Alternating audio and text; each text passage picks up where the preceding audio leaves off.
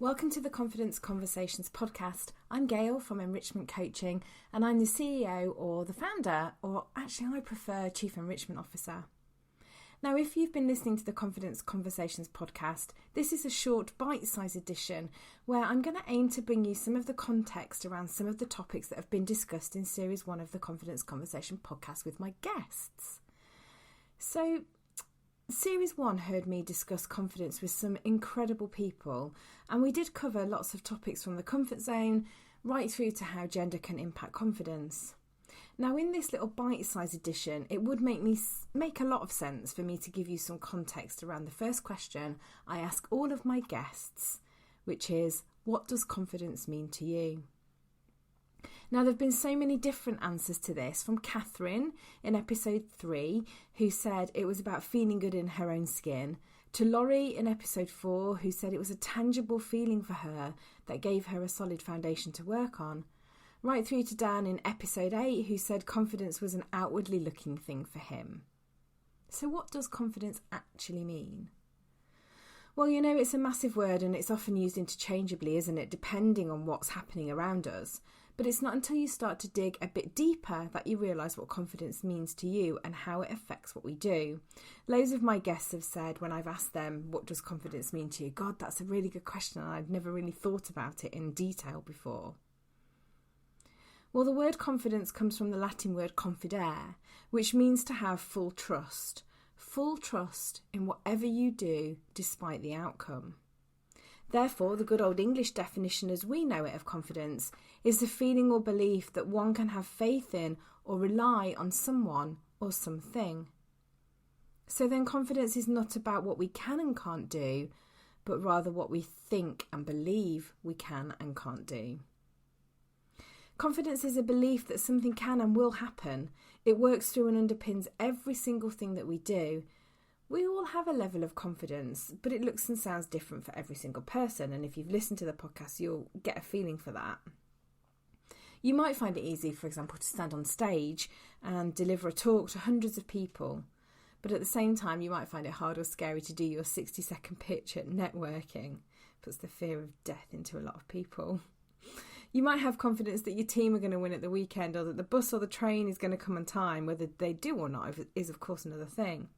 But we all have that level of confidence. We're confident that the sun will rise in the morning and set in the evening, or at least it will get light and it will get dark. Confidence presents itself differently to each and every one of us. Like a fingerprint, it's unique to you, and only you can know what the level of confidence is like, feels like, looks like, smells like for you. I think it's fair to say from the confidence conversations we've had on the podcast that everyone does have their own perception of what confidence is.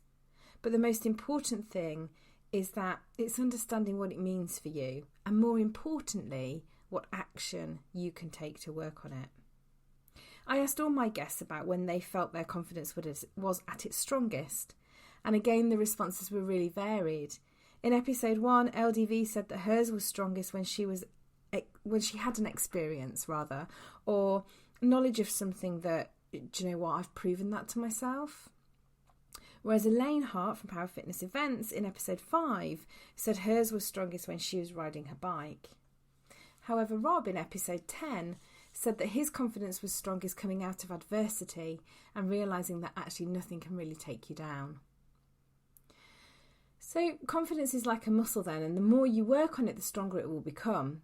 Now, a muscle's made up of a kind of elastic tissue, that's my understanding anyway, and each muscle consists of thousands of small muscle fibres. So, you can imagine it's quite a magnificent, complicated thing. Now, confidence has many different elements and fibres, if you like, and it can be complicated.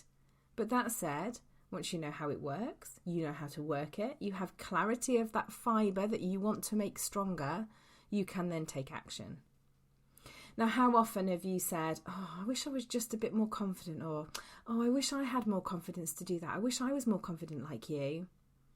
Have you ever stopped to think about what that really looks like, or what that really means for you? What would it look like if you were more confident?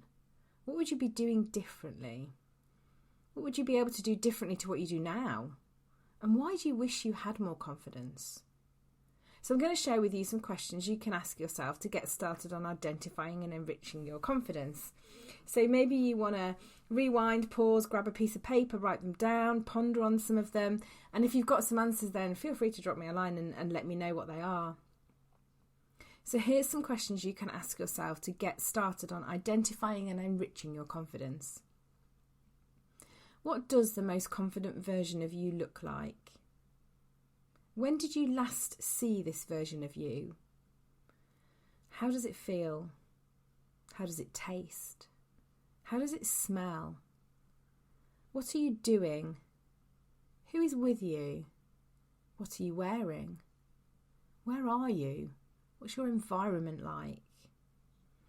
And what's different in that situation where you were the most confident version of you to where you are right now?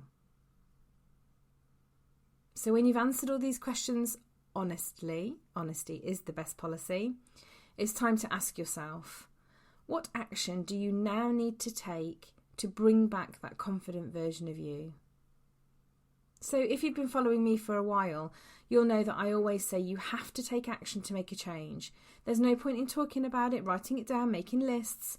That won't make the change you need to have confidence. You need to now be courageous and go and take action.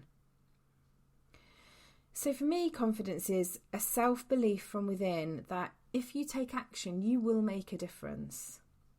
Which brings me back around nicely to the fact that confidence is about what we think and believe we can and can't do. And as Henry Ford said, if you think you can or you think you can't, you're usually right. So if you haven't listened yet to the Confidence Conversations podcast, go back to the listing now and check out an episode. I'd love to know what you think.